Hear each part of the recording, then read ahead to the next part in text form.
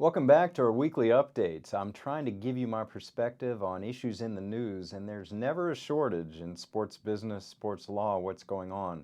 This week, I want to talk about two NFL issues going on that I think are very important and really bode for the future, how the NFL, how all sports leagues are going to handle this. The first issue is what I call early preemptive retirements due to concussion and future brain trauma. This is, in my opinion, a really big issue. What we saw earlier this year out of the 49ers was a retirement of Chris Borland, 24 years old, 1 year in the NFL, suffered a ding in training camp last year. It was obviously much more than a ding. It was a head injury and got him thinking, got him researching, and he decided, after consulting people and reading about future effects of concussions and football on head injury and brain trauma, to walk away. At 24 years old, to walk away. Now, on the same team, a teammate of his, 25 years old, Anthony Davis, offensive lineman for the 49ers, has decided the same thing. Now, he has not termed it a retirement. He has said he's taking a year away, a year or two away, to let his brain and body heal. This, to me, is really interesting. Now, we had two other retirements on the 49ers. Patrick Willis, age 30, Justin Smith, age 35. I put them in a separate category, playing 8 and 14 years. That's a little different. Now we have players young. Now, Jake Locker, quarterback for the Titans, also retired this offseason. Others thinking about it. We've never seen this. Now, the NFL just settled concussion litigation with thousands of former players. We've talked about that in these classes. The concussion lawsuit, the major complex class action lawsuit. And that's old players, and we see the stories of them being mentally and physically infirm in advanced ages, 50, 60, 70 years old. But here, I don't think we've ever dealt with this. 24 and 25-year-olds looking at the future, fame and fortune, and deciding to go away, opt out, take their ball and go home and not play any more football. I think this is something the NFL's got to be worried about. I don't think we're going to see players in droves do this. I'm not suggesting this is a trend. I'm not suggesting this is a pattern. But I am suggesting we may have players look to the future, see the impacts, see what they're seeing, like Borland, like Davis, and opting out. That's interesting.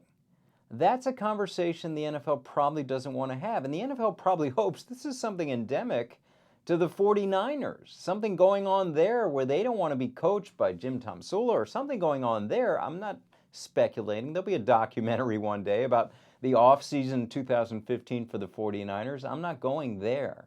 But I just think it's interesting. Now we have more consciousness, and maybe an unintended consequence of all the awareness about concussions is that we have young players deciding at very young ages, where they're going to get many riches to come in their NFL careers, deciding to walk away. Let's keep an eye on that. Let's see where this is going to go with concussion research and awareness, having players say, I've seen the future of my life in football and I'm staying away. I'm doing something else. I always tell players two things. Number one, it's not what you make, it's what you keep. And number two, treat football as a career. Treat football not as a career, but a head start to a career. When the players, their peers from college, are out in the workplace, they're going to be entering what I call civilian life. So use it. Use the contacts and money to get a head start to the career. Borland and Davis have now taken that advice and they're moving on. Davis, we'll see if it's short-term or long-term retirement. Interesting note. The second issue. The NFL has shut down Tony Romo and many other players from appearing at a fantasy football convention in Vegas.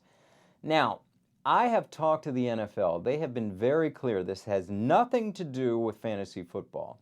And of course, that would be hypocritical if it did, because the NFL media has its own fantasy football content. It has fantasy football leagues through NFL.com. It has fantasy football shows on the NFL Network. It's not related to fantasy football. What it is related to, according to the NFL, is NFL players, current, not former, current players appearing at casinos.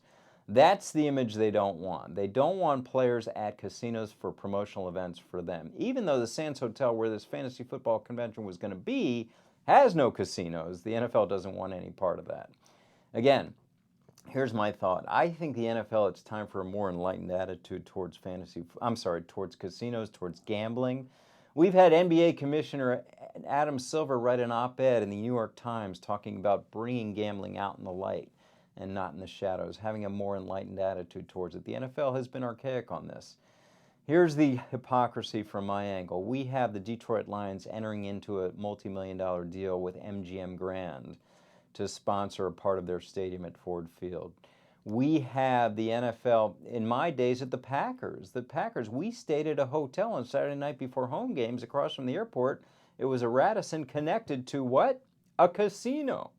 And the Oneida Nation Casino. The Oneida Nation sponsors one of the 4 gates at Lambeau Field. And this summer, the New Orleans Saints will have their 2nd consecutive training camp at the posh Greenbrier Resort, along with the Patriots for part of the time, which the resort features. One of its major attractions is a casino. So we do have that. Now, the NFL has said these are not casinos associated with sports books. That is different, but it's still, this is a thought-provoking area. I think the NFL needs to sit down and have some more conversation about how to treat these events. Are they going to shut down any players? Players go to Vegas. That's what they do in the off-season.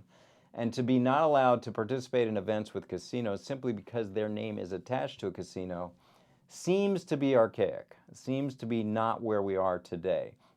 So 2 issues to watch that relate directly to sports law, sports business, sports thought, sports policy. Is the NFL going to continue to put their head in the sand about casinos and players being part of those events that could make a lot of money for the NFL players, not even associated with sports books? And number 2, where are we going with these early, what I call early, preemptive, and largely asymptomatic retirements by young players in their prime walking away from football at tender ages like 24 and 25? That's our weekly update this week. We'll be back next week with more news of the day on sports law and sports business. I'm Andrew Brandt.